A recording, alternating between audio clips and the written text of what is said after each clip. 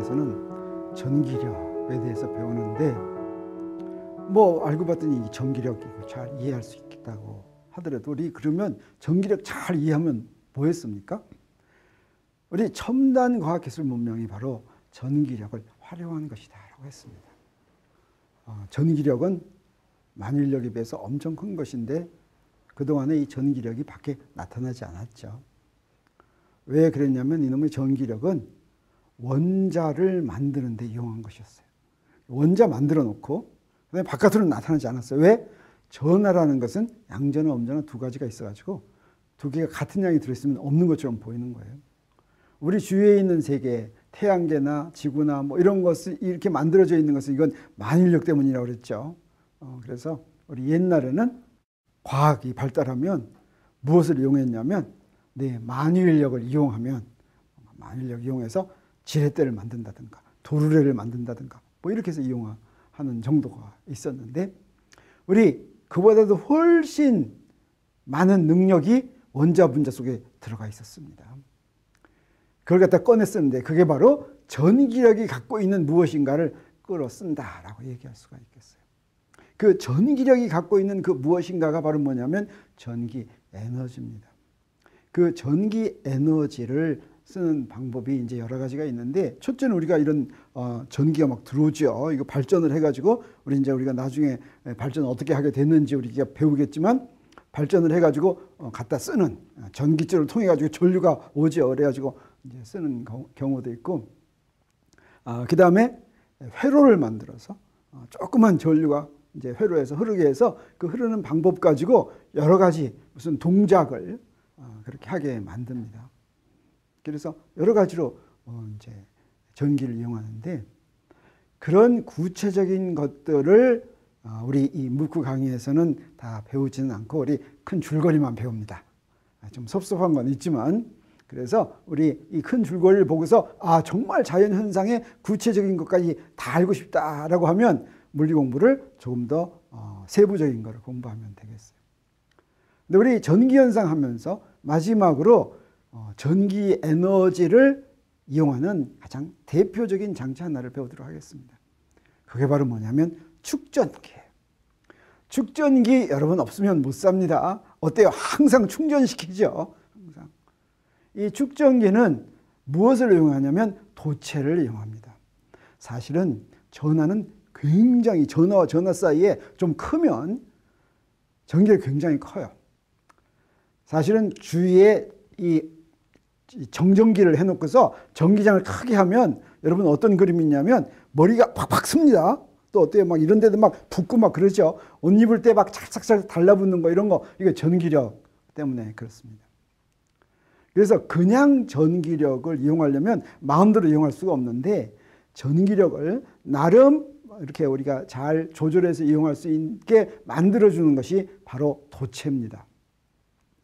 도체는 어떤 성질을 갖고 있냐면 그 안에 전기를 나르는 놈들이 굉장히 많이 있어요. 그게 바로 자유전자라고 하는 것입니다.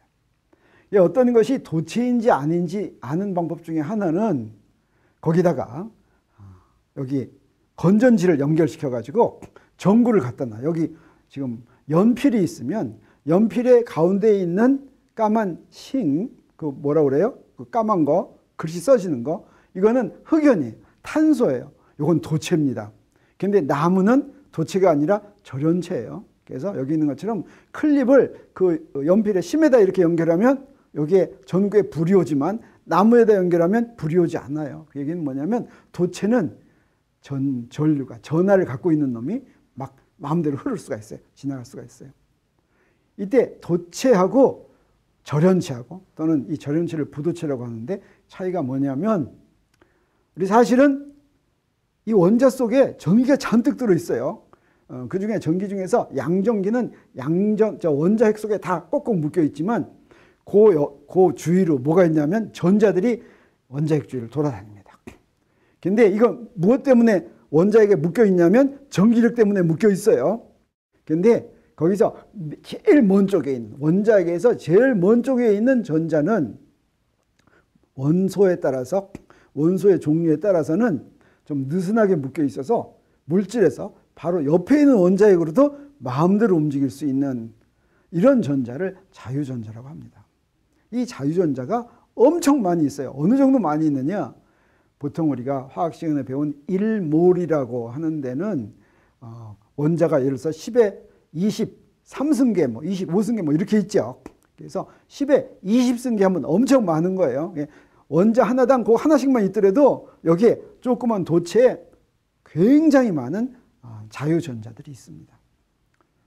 도체는 어떤 성질을 가지고 있냐면 사실은 도체 안에 알자 전하는, 총 전하는 0이에요. 그렇지만 그 안에 전기장이 있어가지고 자유전자들이 눈곱만큼이라도 전기력을 받으면 재배치합니다. 어떻게 재배치하냐면 도체 내부는 전기장이 0이 되도록 재배치해요. 그게 바로 자유전자의 특징이 되겠어요. 이런 도체의 성질을 이용한 것 중에 하나가 바로 뭐냐면 축전기입니다. 이 축전기는 도체 두 개를 가까이 놔둬요. 도체 두 개를 가까이 놔두고 한쪽에는 양전화, 다른 쪽에는 음전화를 대전시켜서 가까이 하면 서로 이 전하들이 잡아다니기 때문에 도망가지 못합니다. 이렇게 전하를 붙잡아 두는 장치인데, 전하를 이렇게 붙잡아 둔다는 건 무슨 얘기나 마찬가지냐면 전기 에너지를 붙잡아 둔다라고 하는 것이나 마찬가지가 되겠어요. 이 전기 에너지가 뭐라고 그랬죠? 전기 에너지가 바로 전기력 포텐셜 에너지입니다. 그래서 무한히 먼 곳에서 전기력에 거슬려서 어디까지 갖고 오는데 필요한 일이 바로 전기력 포텐셜 에너지겠어요.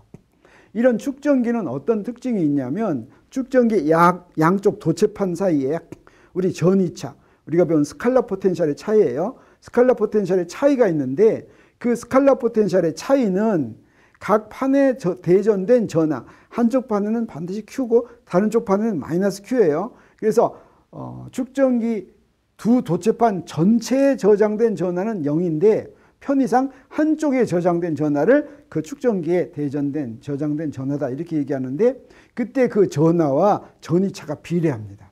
그래서 어떻게 쓸 수가 있냐면 Q는 델타 파이에 비례한다. 그 비례 상수를 C라고 하는데 이것을 전기 용량이다 이렇게 불러요. 축전기의 전기 용량이다.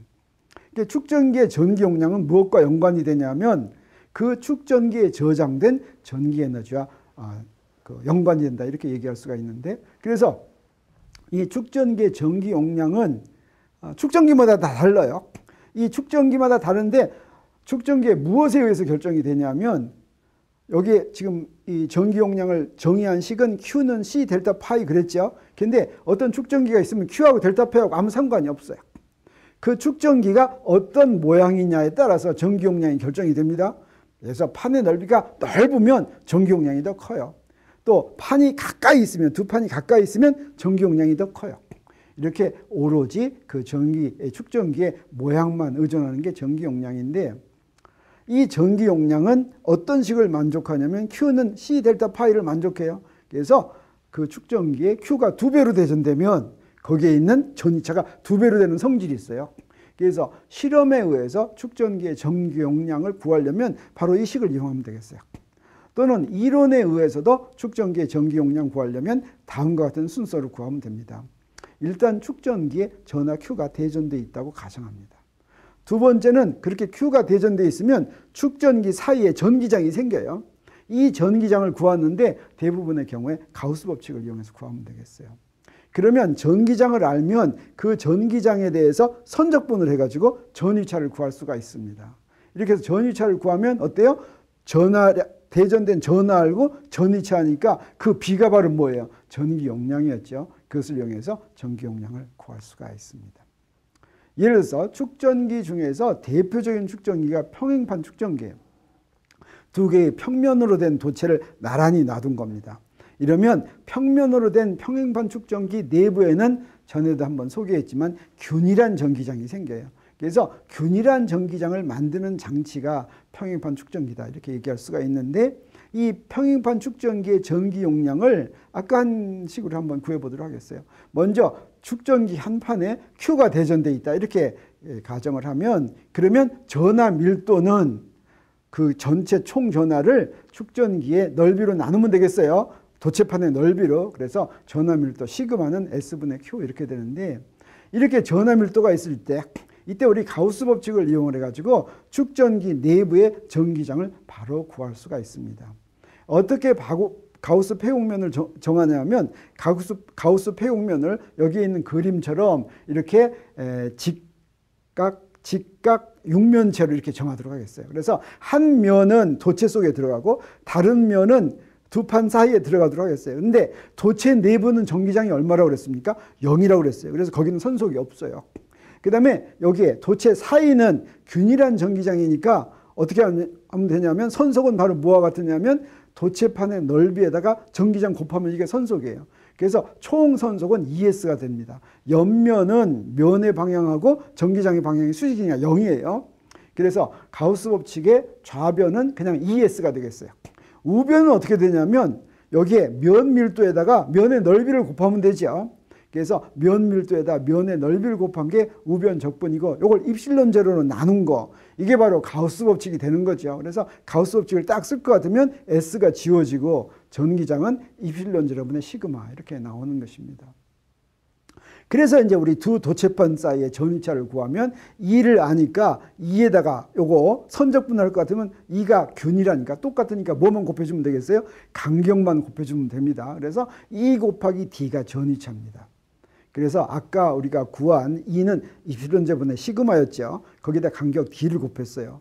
근데 시그마는 바로 뭐였냐면 S분의 Q였죠. 그래서 여기에 전위차는 입실론 제로 S분의 QD 이렇게 됐어요.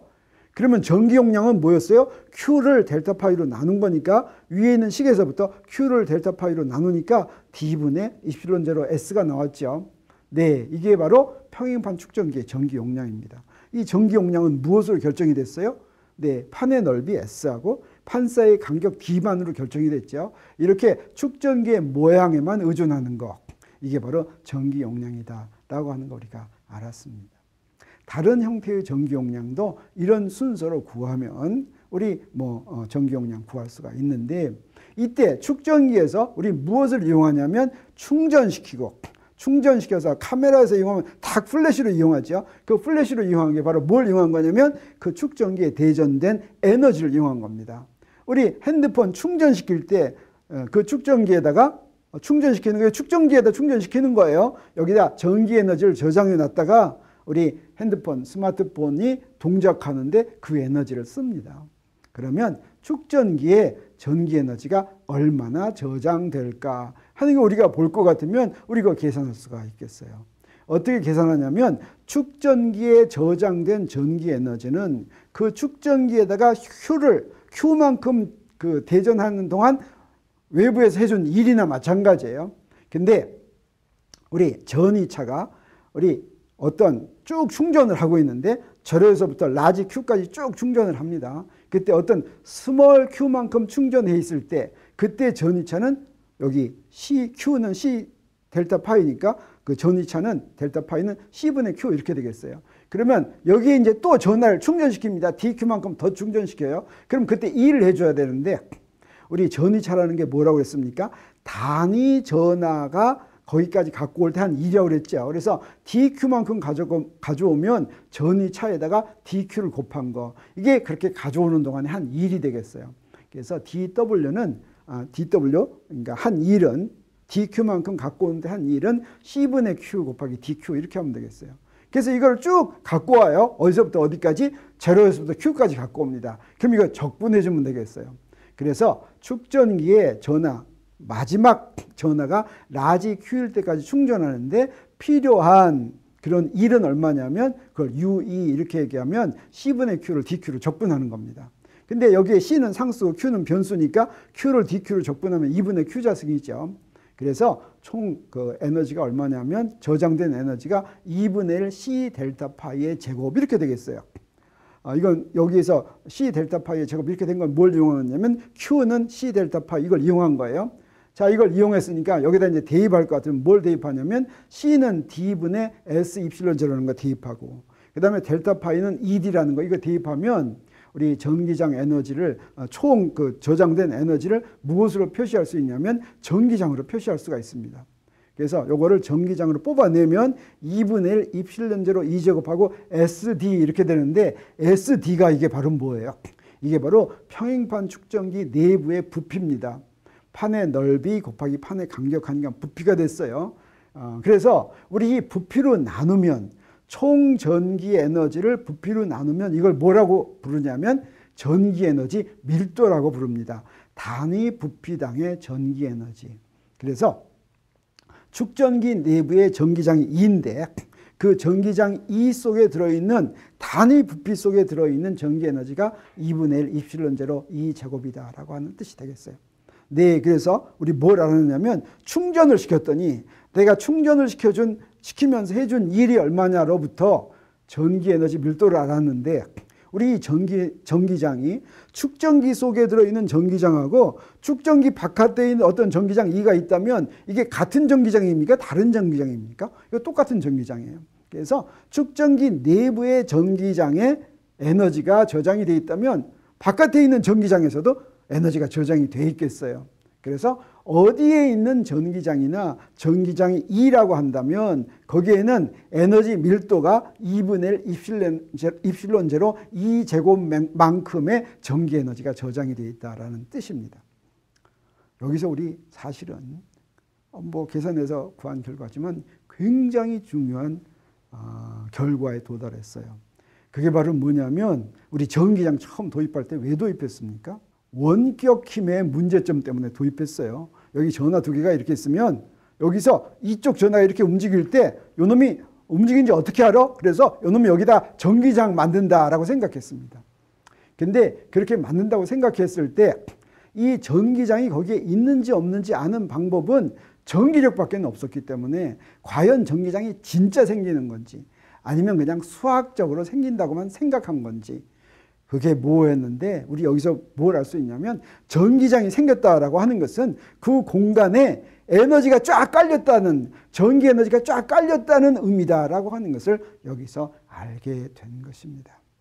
그리고 그렇게 전기 에너지가 쫙 전기장에는 깔렸다라고 하는 것을 나중에 더 확실하게 알게 되는 결과를 우리가 이제 보게 됩니다.